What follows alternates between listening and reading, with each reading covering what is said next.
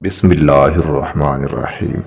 معزز ناظرین، ہمارے چینل کو سبسکرائب کر دیں، جزاک اللہ۔ سانپ کو ساری عمر بھی شہد چٹائیں تو وہ زہر تھوکنا نہیں چھوڑتا۔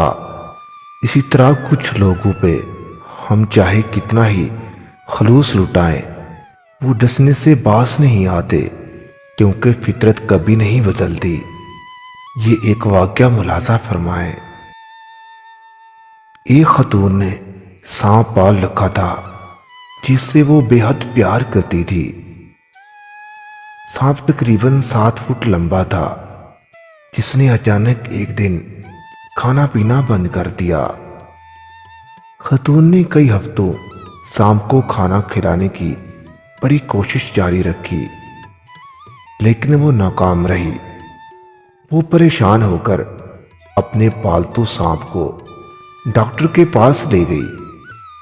خاتون نے ڈاکٹر کو تمام تر صورتحال سے آگاہ کیا۔ پورا واقعہ سننے کے بعد جس پر ڈاکٹر نے سوال کیا کہ ہر رات سانپ آپ کے ساتھ سوتا ہے، خاتون نے جواب دیا، جی ہاں۔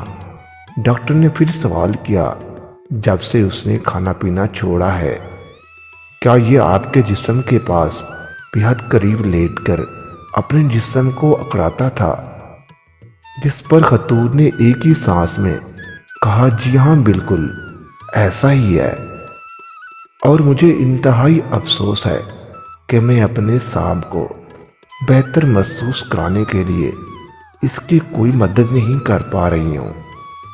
ڈاکٹر نے خاتون کا جواب سننے کے بعد کہا، محترمہ، آپ کا سانپ بیمار نہیں ہے، بلکہ یہ آپ کو کھانے کی تیاری کر رہا ہے۔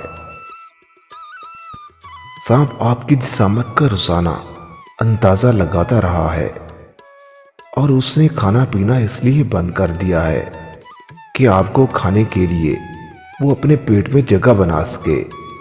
خاتون ڈاکٹر کی یہ بات سن کر سکتے میں آ گئی۔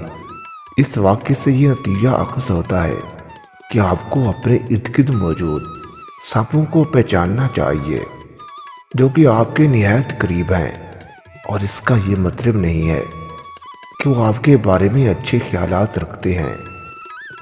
ضروری نہیں کہ آپ کے آس پاس پھرنے والے لوگ، آپ کے ساتھ کھانے پینے اور اٹھنے بیٹھنے والے لوگ، تمام لوگ آپ کے ہمدرد ہیں، بس آپ نے ان کو پہچاننا ہے۔